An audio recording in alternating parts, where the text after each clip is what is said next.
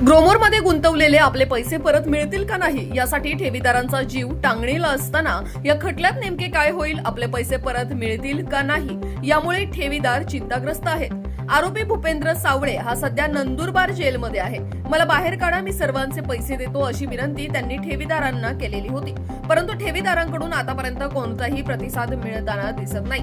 दरम्यान आरोपीचे वकील BA हुसळे यांनी राष्ट्र सह्याद्री न्यूज चॅनलला दिलेल्या मुलाखतीत भूपेंद्र सावळे यांनी ठेवीदारांना रकमा कशा पद्धतीने परत करायच्या याबद्दल सविस्तर माहिती दिली आहे। ग्रोमोरच्या यावर्षीच्या अर्थसंकल्पाविषयी खुलासा करताना ते म्हणाले की आरोपी भूपेंद्र याच्याशी वारंवार चर्चा होत असून यातून मार्ग कसा काढायचा यावर आमचा युक्तिवाद सुरू आहे। ग्रोमरमध्ये राहता, शिर्डी, पिंपळनेर, अंबड, शहादा या पोलीस ठाण्यात गुन्हे दाखल आहेत। त्यापैकी शिर्डीत 36 कोटी 32 लाख, राहतामध्ये 2 कोटी 79 लाख, शहादा 5 कोटी 92 लाख, पिंपळनेर 1 कोटी 76 लाख, शहादा 44 लाखांच्या रुपयांविषयी तक्रारी केल्याचे ऑन द रेकॉर्ड दिसत आहे। ग्रोमोरमध्ये सुमारे 2,500 ते 3,000 लोकांनी पैसे गुंतवले असून त्यापैकी अगदी नगण्य म्हणजे 250 ते 300 लोकांनी तक्रारी दाखल केल्या आहेत। बाकीच्या तक्रारदारांनी तो सुटल्यावर आम्हाला आमचे पैसे परत मिळतील किंवा तक्रार करण्यास गुंतागुंतीचा विषय असल्याने तक्रारीपासून दूर राहणे पसंत केलंय। तक्रारीवरून सदर घोटाळ्याची व्याप्ती फक्त 100 कोटीची आहे। या 100 कोटीच्या ठेवी परत न केल्याने सदर गुन्हे दाखल करण्यात आले। दरम्यान वेगवेगळ्या ठिकाणी असलेल्या तक्रारी एकाच न्यायालयात चालवण्याचा प्रस्ताव वकील हुसळे यांनी न्यायालयापुढे ठेवला असून एकीकरण प्रक्रिया पूर्ण झाल्यावर कोर्टासमोर जामीन ठेवण्यात येणार आहे। तसेच भूपेंद्र याने मला बाहेर काढा, सर्वांच्या ठेवी परत करतो असा पुन्हा पुनरुच्चार केला आहे। राष्ट्र सह्याद्री न्यूज साठी प्रतिनिधी अशोक दुशिंग, शिर्डी। आपण राष्ट्र सह्याद्री मार्फत गेल्या अनेक दिवसापासून त्या केसचे वकील ॲडव्होकेट BA हुसळे यांच्याकडून आपण सर्व अपडेट आपणापर्यंत पोहोचवत आहोत।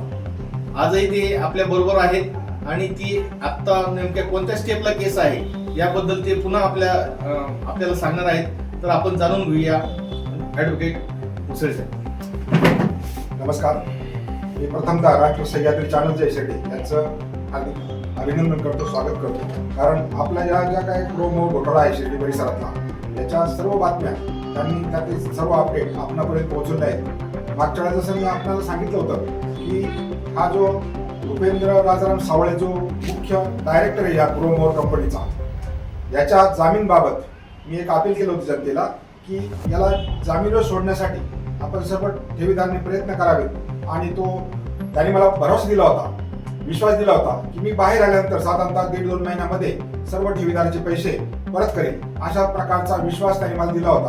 आणि त्याचा निरोप मी आपणापर्यंत देऊन आपण सर्वांना विनंती केली होती की त्याला जामीन करण्यासाठी, अटकपूर्व जामीन करण्यासाठी जे काही सहकार्य लागेल ते आपण सर्व ठेवीदारांनी करावे। आणि तो बाहेर आल्यावर निश्चितपणे आपल्या ज्या काही ठेवी गुंतलेल्या आहेत त्या ठेवी परत मिळण्याकामी जी काही कायदेशीर प्रक्रिया आहे ते राबवण्याचं काम मी सुरू केलेलं आहे। आता याच्यामध्ये नेमकी काय आकडेवारी आहे आणि काय हा ताळेबंद आहे, आता सध्या काय हिशोब आहे? आजच्या परिस्थितीमध्ये हे जे काही ग्रोमोर इन्व्हेस्टमेंट कंपनी जी आहे शिर्डीमधली, याच्यामध्ये जे परिसरातले ठेवीदार आहेत या ठेवीदाराने जवळपास 553 कोटीच्या ठेवी या ग्रोमोरच्या नावाने त्यांनी जमा केल्या आहेत। 553 कोटी। आणि त्याच्यातला जो काही परतावा आहे लोकांना, त्या परताव्याच्या स्वरूपात ज्या रक्कमा गेल्या आहेत त्या रक्कमेची 451 कोटी, म्हणजे साधारणपणे एक 100 कोटीच्या आसपास देणं जे आहे या ठेवीदाराचं परत करायचं आहे ग्रोमोर कंपनीला।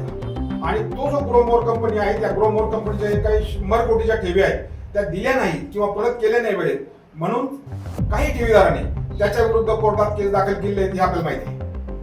आणि आता एकंदर देणं किती आहे ठेवीदारांचं आणि किती लोकांनी गुंतवणूक केली होती आणि किती लोकांनी तक्रार केलेली आहे? आता या ज्या परिसरामध्ये म्हणजे नुसतं शिर्डी राहता नाही म्हणत, तर नंदुरबार असेल, धुळा असेल, शहादा असेल किंवा ते तिकडचं पिंपळनेर नावाचं गाव असेल, या परिसरामध्ये साधारणपणे 2,500 ते 3,000 सभासद आहेत। आणि या सभासदाने जे काही हा जो आकडा सांगितला आता 553 कोटीचा, एवढ्याच ठेवी फक्त जे आकडेवारी आले पेपरला ते काही म्हणजे ते खोटे लबाडीचे आकडे। 2,500 पैकी किती जणांनी तक्रार केली आहे? आता या 2,500 लोकांपैकी सगळ्याच लोकांनी तक्रार नाही केली, त्यातले जे प्रामुख्याने साधारणतः 250 ते 300 लोक आहेत यांनीच तक्रारी केली आहे। यांना किती देणं आहे? मग आता 250-300 जे तक्रारी केल्या आहेत त्यातली प्रमुख तक्रार आहे शिर्डीमधली. तर शिर्डीमध्ये जी तक्रार केली ती पहिल्यांदी घोगरे नावाची इस्मानी, ती पहिली तक्रार होती 1,65,00,000 एवढा त्याचं देणं होतं. आणि मग त्याच्यानंतर त्याला साधारणतः 180 लोक जे ठेवीदार त्यांनी साक्ष दिलेली आहे किंवा त्यांनी तक्रारी केलेली आहे का आमच्या सुद्धा ठेवी याचा अपहार झालेला आहे या प्रोमोट कंपनीकडून. तर तो जो आकडा झाला आहे शिर्डीमधला आकडा आहे 26,32,00,000. त्याचं चार्जशीट दाखल झालं. 26,32,00,000चा जो काही अपहार आहे या शिर्डी परिसरात झालेला आहे, त्याचं चार्जशीट मेहरबान कोर्टात दाखल झाले. हा झाला शिर्डीतला आकडा. त्याच्यानंतर राहत्याला जी तक्रार दाखल झाली होती एक पवार नावाच्या महिलेने, त्या पवार नावाच्या महिलेची तक्रार दाखल केली होती. त्याची तक्रार होती फक्त 8 लाखाची. त्यानंतर त्यांना काही जे काही ठेवीदार होते ती जोडली केली. त्यांच्या तक्रारी या राहत्याच्या परिसरात जे काही चार्जशीट आहे त्याच्यात दाखल झाल्या.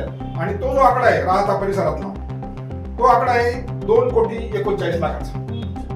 हे झाले दोन, शिर्डी आणि राहता. म्हणजे शिर्डी 26,32,00,000. शिर्डीतला आकडा आहे, शिर्डीतला झाला. आता राहत्यातला आकडा आहे 2,41,40,00,000. त्याच्यानंतरच्या आधीच्या दोन केस दाखल झाले. शहाद्याला जी काही कंप्लेंट दाखल झाली होती त्या शहाद्याला तो जो आकडा आहे तो 5,92,00,000 शहाद्याचा. त्याच्यानंतर एक पिंपळनेर नावाचे गाव आहे धुळे जिल्ह्यातलं, त्यातला आकडा आहे 1,76,00,000. नंतर आता जी घटना घडली अंबड पोलीस स्टेशन नाशिक जिल्ह्यात, तो आकडा आहे 44,00,000. म्हणजे अशा प्रकारे ज्या काही अपहाराच्या रक्कम आहे टोटल जर काढली आपण टोटल म्हणजे शिर्डी असेल, राहता असेल, शहादा असेल, पिंपळनेर असेल किंवा नंदुरबार असेल, या 4-5 पोलीस स्टेशनचा मिळून जो आकडा होतो अपराधापरीचा तो आकडा आहे 36,83,00,000. म्हणजे एवढे अपराधापर या गो मोर कंपनी केली. अशा स्वरूपाच्या तक्रारी ऑन पेपर आहेत. आता तुम्ही मागच्या वेळेस म्हणाले होते की जामिनासाठी प्रयत्न चालू आहे आणि 2-3 महिन्यामध्ये भूपेंद्र हा बाहेर येईल. तर आता काय परिस्थिती नेमकी? आता आज रोजी आपण मागच्या वेळेस सांगितलं होतं एक रीट आपण त्या 1.5 कोटीच्या बाबतीमध्ये पोलिसांनी अपहार केला, एक्स्टॉर्शन केलं म्हणून त्यांच्या देव दाखल. त्याचसोबत दुसरी जी रीट पिटिशन आम्ही दाखल केली याच्या सगळ्या 4-5 ठिकाणच्या ज्या 4-5 जिल्ह्यातल्या केस आहेत त्या एका ठिकाणी कशाबरोबर करता येतील याच्यासाठी क्लबिंगची प्रक्रिया, केस एकत्रीकरण करण्याची प्रक्रिया आम्ही या रीट पिटिशनद्वारे उच्च न्यायालय जे आहे हायकोर्ट औरंगाबाद येथे आपण केलेलं आहे. आणि मग त्याच्यामध्ये हे जी काही रीट पिटिशन जर अलाउड झाली, जर क्लबिंगचं पिटिशन आमचं मंजूर झालं तर ही जे केस आहे 4-5 ठिकाणच्या हे एका ठिकाणी मग त्या कदाचित राहत्याच्या कोर्टात येऊ शकतं, धुळ्याच्या कोर्टात जाऊ शकतं किंवा नंदुरबारच्या कोर्टात जाऊ शकतं किंवा नाशिकच्या कोर्टात जाऊ शकतो. एका ठिकाणी जर या सगळ्या केसेस आल्या तर चालवणं सुकर होईल, पुरावा देणं सुकर होईल. आणि दुसरी गोष्ट हे जे काही 5-6 ठिकाणी जामीन करण्याची प्रक्रिया आहे त्याच्याऐवजी एका पोलीस स्टेशन एका कोर्टामध्ये आम्हाला जामीन करता येईल. त्या दृष्टीने ज्यावेळेला आमचं हे एकत्रीकरणाची प्रक्रिया पूर्ण होईल क्लबिंगची त्यावेळेला आम्ही जामीन ठेवणार आहोत. अतिशय समर्पक आणि नवीन अपडेट्स आपल्याला या निमित्ताने मिळालेले आहे. ॲडव्होकेट बी उसळे यांनी ते अतिशय बारकाईने या गुन्ह्याचा या खटल्याचा चालवत आहेत आणि यापुढेही ते आपल्याला या माध्यमातून नवीन अपडेट्स देतच राहतील. राष्ट्र सह्याद्री न्यूज, अशोक दुशी, शिर्डी.